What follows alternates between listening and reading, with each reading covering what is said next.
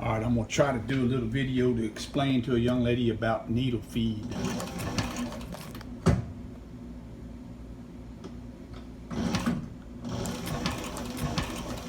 You notice that needle pokes through the leather and pushes the leather back. Okay, this machine here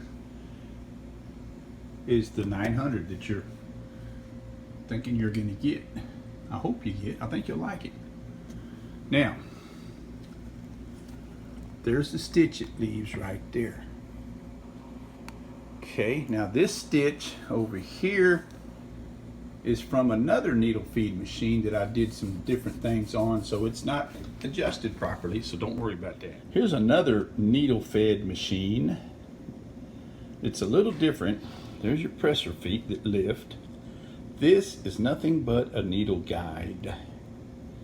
It never hits the leather.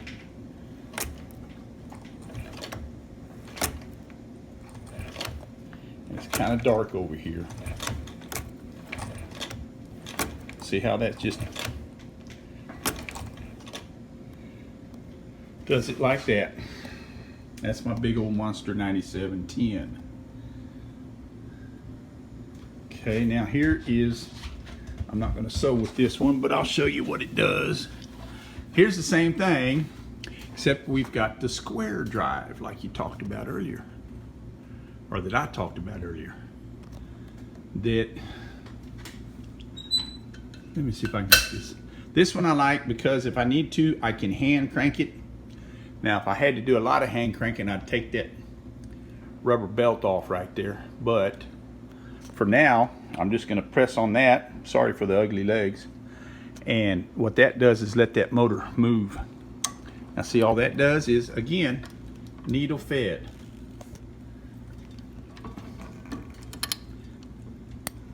Puts the hole, lifts up.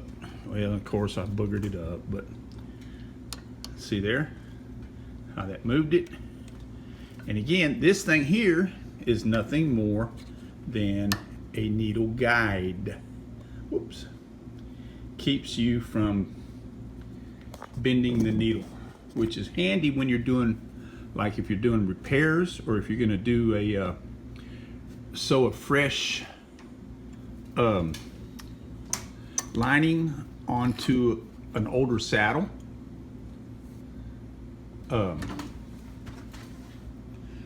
That's where this comes in handy at, because it won't let your needle deflect and then break. All right, I'll show you another machine here in a minute. All right, young lady, here is my favorite machine, or I guess the one I've got the most time on. It's an old Singer 153 W103.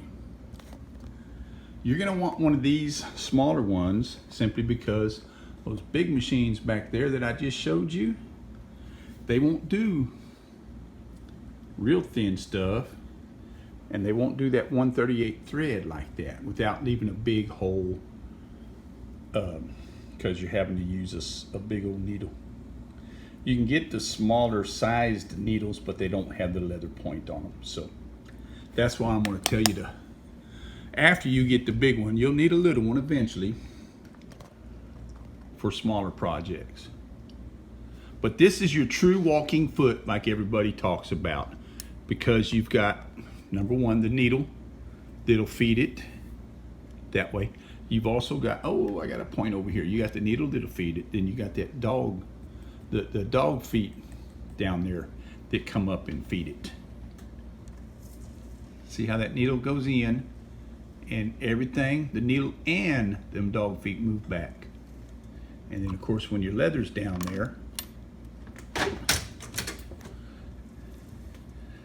see, all that middle one does is kind of hold the leather up against them dog feet, which helps keep it secure, but especially if it's a big, bulky kind of, you know, funky thing that needs help getting pushed through there. But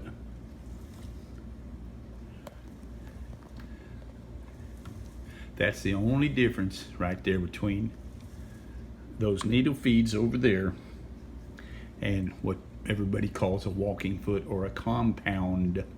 I call it a compound feed because it's got the needle and the presser, or the dog feet down below,